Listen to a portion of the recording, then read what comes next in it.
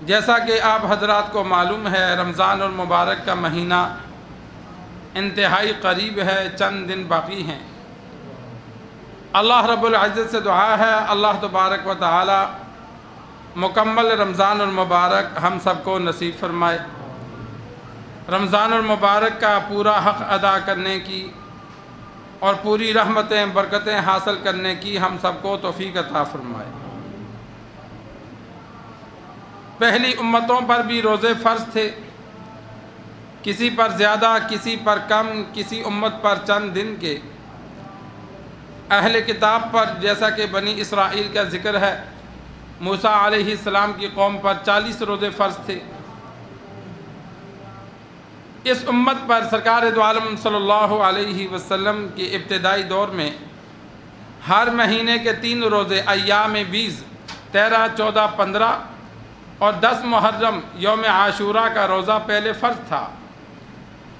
مدینہ جب آپ صلی اللہ علیہ وسلم نے ہجرت کی تو 1.5 سال بعد، مدینہ آنے کے 18 مہینے بعد، اللہ تبارک و تعالی نے رمضان المبارک کے روزے فرض کیے۔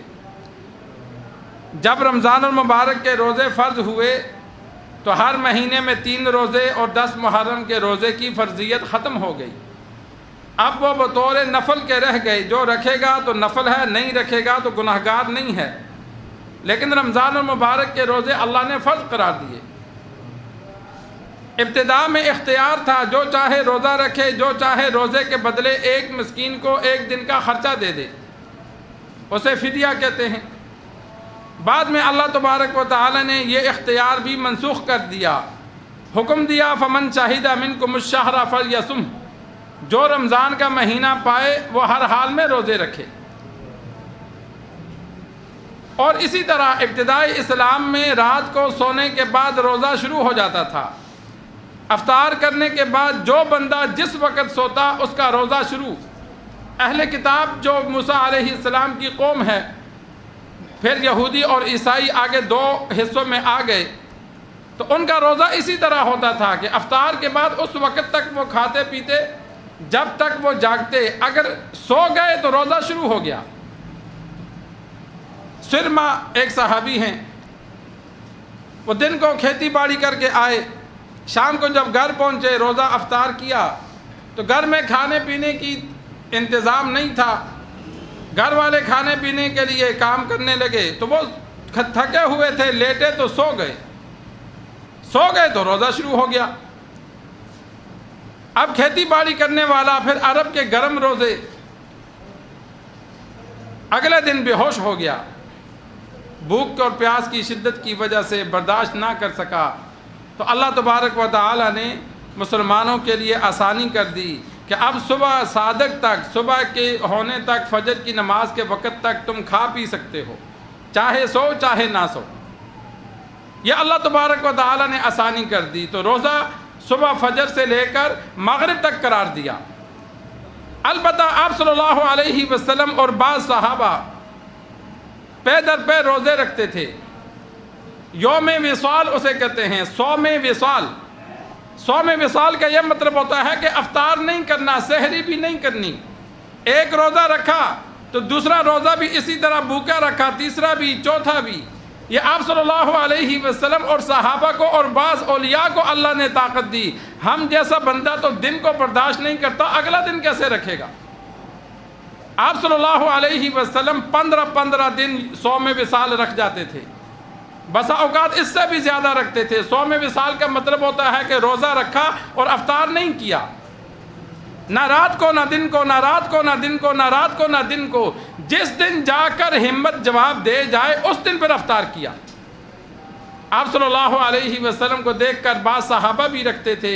آپ صلی اللہ علیہ وسلم نے صحابہ کو منع فرمایا کہ میرا مقابلہ نہ کرو، مجھے تو رب طاقت دیتا ہے، مجھے رب کھلاتا پلاتا ہے، کہ نبی کا مقابلہ غیر نبی نہ کرے۔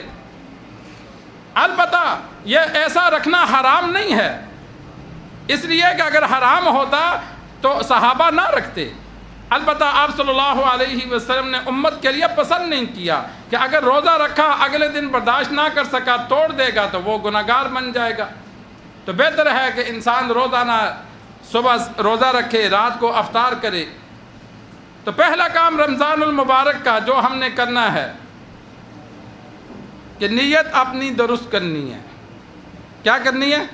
نیت اپنی درست کرنی ہے۔ جب ہماری نیت ہوگی کہ ہم نے روزے رکھنے ہیں، جب ہماری نیت ہوگی کہ ہم نے نیک بننا ہے، جب ہماری نیت ہوگی کہ ہم نے اپنے آپ میں تبدیلی لانی ہے، تو پھر انسان کے اندر چینجنگ آتی ہے۔